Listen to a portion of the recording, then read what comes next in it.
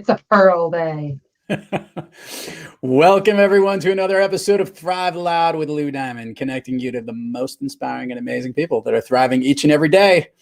I'm your host, Lou Diamond. Today on Thrive Loud, I am honored, actually, kind of honored and excited because, one, I can't believe this hasn't happened sooner, but I've got speaker, consultant, and the facilitator of numerous social sales success programs. She's a good friend, a heck of a connector, and the person you want to help you navigate the online and social landscape you need. Ready to get chatty today with Beth Granger. Beth, how are you today? I'm doing well. Thanks for inviting me. We are live on StreamYard across LinkedIn and YouTube, having a ton of fun.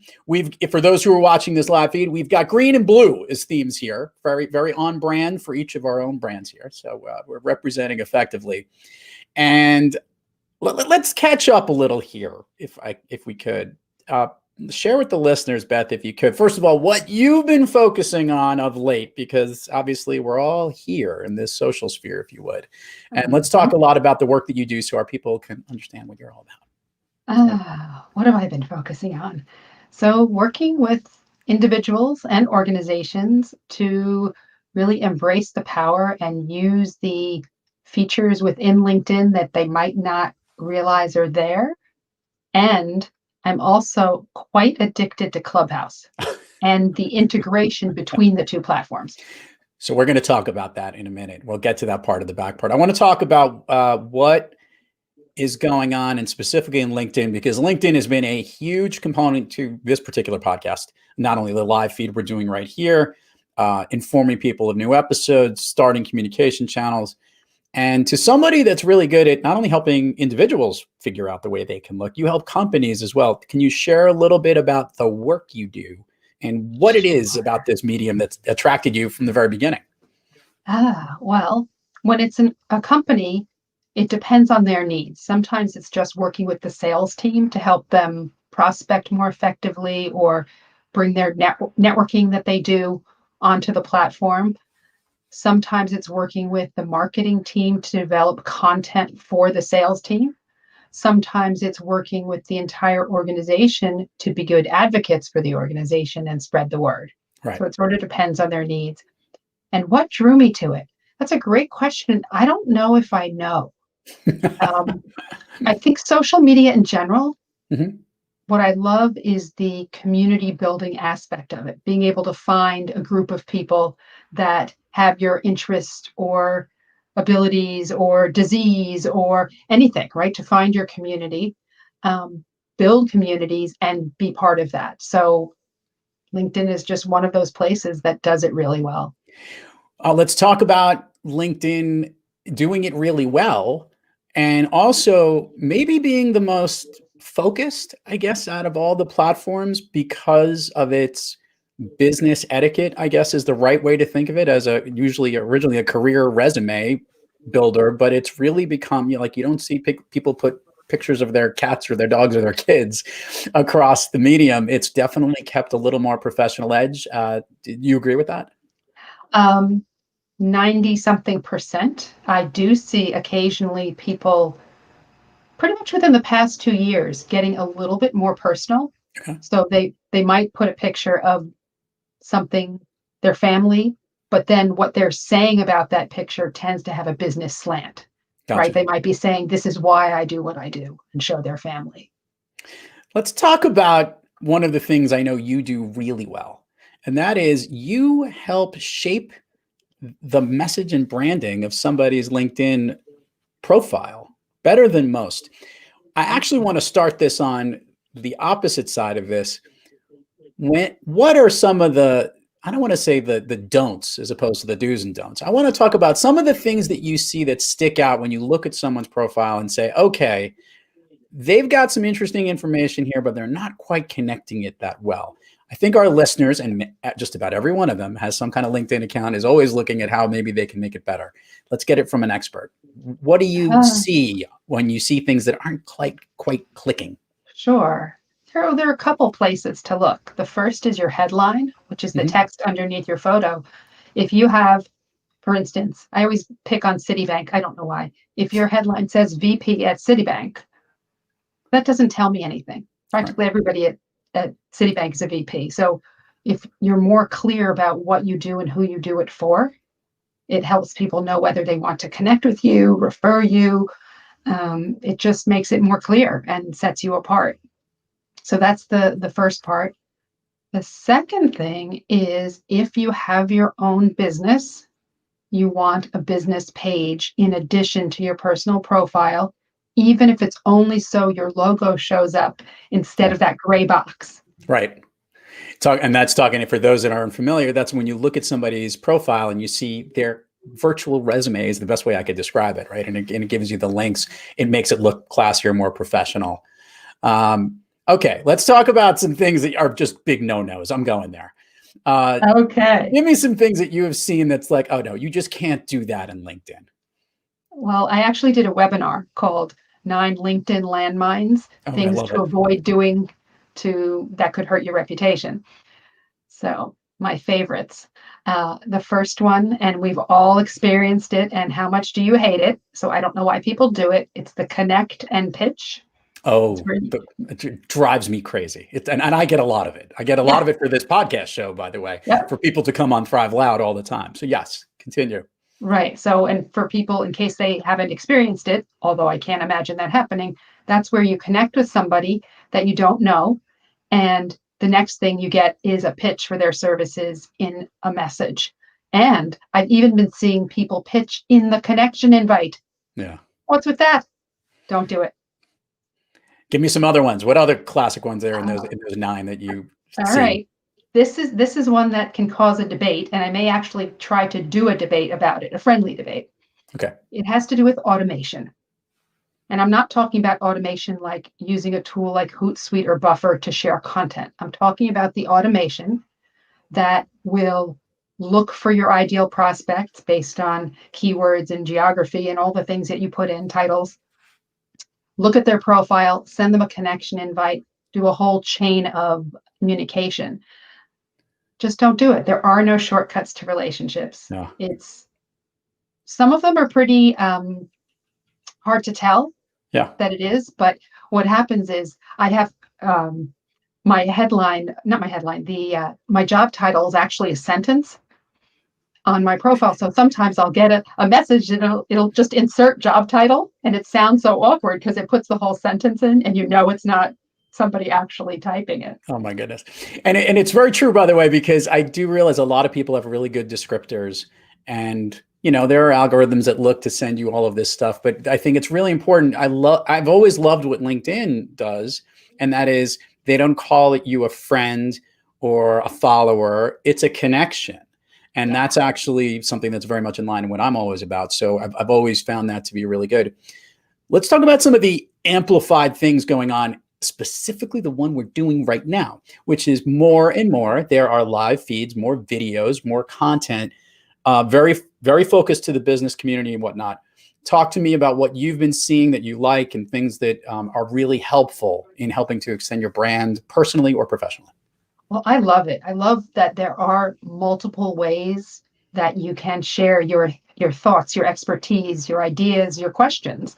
And I like experimenting, both for me and my clients, experimenting with the different types to see which part of my network reacts to which. So some people are very visual. They might like a PDF, they might like an image.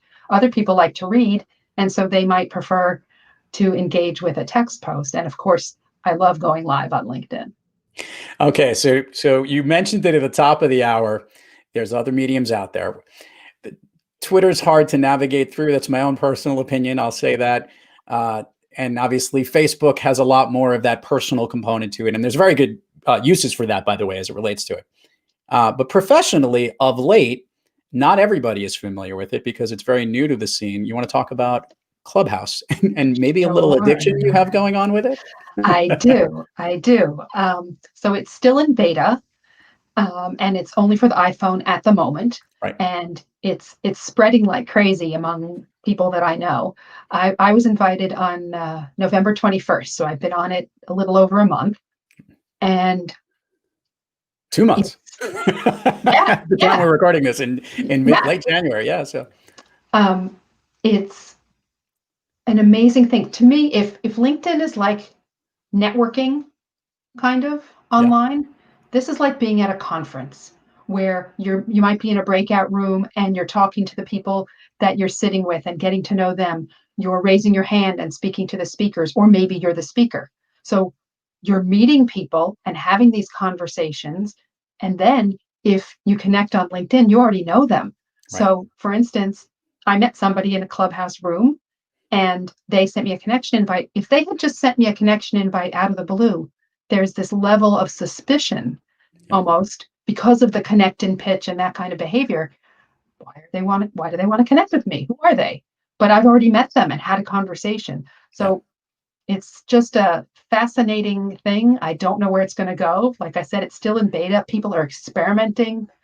There was a performance of The Lion King that was done I heard on about that. Yeah. Clubhouse. People are pushing it to its limits and seeing what it can do. I've heard some. So I also am a new member for the listeners in this. I joined very recently, within about the last 10 days. I even hosted a room. And to exactly your point, Beth, the connections are unbelievable. To hear a conversation, for those that are old enough, it's basically like the updated version of Party Line. You see the people you have, and it's a voice only operated social media network. It's basically you're coming in, there's no video, it's just somebody's icon, and then they're speaking in a room. You could see they're there, you could raise your hand to speak, or you can just be a fly on the wall and listen. And what's really good is there's incredible content. A lot of these rooms are very well thought out with a lot of thought leaders, people who are on podcasts and things like this, which is really cool. We're doing one tonight about podcasting. It's at 7 p.m. should you want to join as we're doing this live here. Thank you. Hopefully it'll be really good. But on the flip side, I've heard some other interesting things, and that is that there's been some very unique topical things. The valuation of Clubhouse has gone through the roof, and there have been those who feel like it's, they're talking about women's rights and development, but there's no women on the board, or minorities' rights and developments, and that hasn't been there. So it's even tapped into the political landscape, which is really kind of Yeah. interesting, but also a really good point. But I think what's great about it, what you just said, it's the conversation. Conversations are so important to have. You can reach out to people, and to have that conversation is where you want to go. And whether it ends up being LinkedIn, or whether it ends up being doing business with them, or coming on as a guest as a podcast, the ability to fast track and network in just one space on your phone is pretty cool. That, I will say, is something that's there. Yeah. I have a feeling it's going to jump the shark maybe a little quicker, because once it hits a certain capacity, it could be really difficult to get that level of connectivity that you had right at the time that you get there. Do you agree with that? Yeah, I wonder about that myself. Will it get so noisy that it'll be hard to find the conversations that you want? I think that's where being a member of clubs Yeah. could be important, right? So that there's a way to sort of narrow down the conversations. But one of the things that I right now love about it is the ability to be a fly on the wall in a conversation I would not normally be part of. Yeah. That's a great About point. so many topics or industries or anything you want, right? There are conversations about everything. And sometimes I will go just to listen Yeah. to understand what people are talking about and what their experience is. What I have found as a podcaster, and the listeners know this, most of my guests do all the talking. What's really interesting is going on panels with other podcasters is really cool, because now we get to speak about what's going on in the space, what we like, what we don't like, what's working, great tips. And so many people who want to either be guests or hosts or new hosts and trying to figure out the success, that for that aspect in that avenue, great. And I've seen it they had a VC room, a venture capital opportunities, new companies. I even saw one for healthcare workers around what's going on today in COVID. So that idea of a clubhouse, it's a really sharp idea, and they're trying to minimize what it is. It isn't just all video; it's your voices, and the tech is pretty good. I do agree with you. I think the minute that they exploded up to Androids and Samsung phones, it'll be very interesting to see how that all works. So very But cool. for now, I think it's worth investing the time, and you will invest a lot of time if you go there, just because you'll get sucked in. But so Beth, so far, this year, being the end of 2020 and now moving to 2021, look, a lot of people had to reshape what they do, worked on a lot of their messaging. I imagine you were pretty busy. very busy, very busy. I think part of it is even clients that I'd had in the past where I was a speaker, say at their sales meeting, reached out over the past months to say, it's not that we weren't paying attention, it's just that it was part of our bigger mix, and now we can't go out and meet with people in person. We really need to use these online ways of communicating. And can we have a refresher, please? Yeah. So yeah, I have been. Let's take it as someone who's really an expert in the messaging of a brand of another individual on these platforms. There's so many of them, by the way. There's other ones we haven't even talked about. If you were to look ahead and look at some of the big four, we'll call them, that's Facebook, Twitter, LinkedIn, and Instagram, I believe qualify as the big four. Is there a winner in that bunch? Do you see down the road? Well, I don't have a crystal ball. I will say that, there are the people that say, oh, Facebook's going to go away because the age range is higher and those people are going to literally go away themselves. I don't really know. I think there will always be change. Yeah. Maybe Microsoft would buy Clubhouse. Maybe Twitter would add audio. Maybe it's really hard to say. I personally feel, and not just because it's the place that I spend most of my time, that LinkedIn is the most stable in terms of, maybe it's because they're owned by Microsoft or just because it's a business platform. They're less likely to have any of the challenges or problems that some of the other platforms have had. Yeah. When Microsoft bought LinkedIn for $27 billion, I believe was the number, I remembered said, oh my God, it's over, because I was like, the world has ended. There's no way in the world this is going to work out, any possible growth. But I don't even think this is inaccurate. That might be a steal down the road. The ability to have access to every working professional in this medium who are all, tapping into people like Beth to make sure their messaging is right. It is a forum that you have to be on, is what I'm getting at. I've got 2 college-age kids, and both of them have their LinkedIn profile. They have to have it, and they know the importance of it. And it's totally different than the other mediums, the Snapchats, the Instagrams, the Facebooks that they're on. And and that's an impressive thing that they've done. And what makes it even better, and for people like you who are helping people do it right. As you look forward for this year, what are some of the things that you're excited about, maybe as we start getting a little bit more in person or be a little more hybrid, how that's going to impact the work that you do? Well, for me, it'll be lovely to be out in the world and get to present in person and train people in person and just meet with people in person. I think we all miss that just as humans. And there's something about when you're in person, you can see if somebody's confused in their eyes, whereas on screen, sometimes you miss it's harder, I think, to capture that and understand that. Whereas when you're in person, it's just something about the energy in the room. Very true. Let's do the admin part of the show, Beth, if you could. Share with the listeners all the places people can find you, where they can find you in social media, which will be more fun. We'll put it on the show notes, but it always gets more engagement when they hear it from you. Sure. So on LinkedIn, I'm linkedin.com/in/Beth Granger. On Twitter and Instagram, I'm Beth Granger Says. On Clubhouse, I was Beth Granger Says, but now I'm just Beth Granger. Okay. I decided to change it, make it easier to find. I have a website, but I don't really use it, so don't go there. And I like that. Hold on, I want to comment. I like that. You've got I'm spread too thin on all these social channels and the website and the pain in the neck that it is. I don't even go there. Just meet me at LinkedIn. Just go catch me where I need to be. I love that. All right.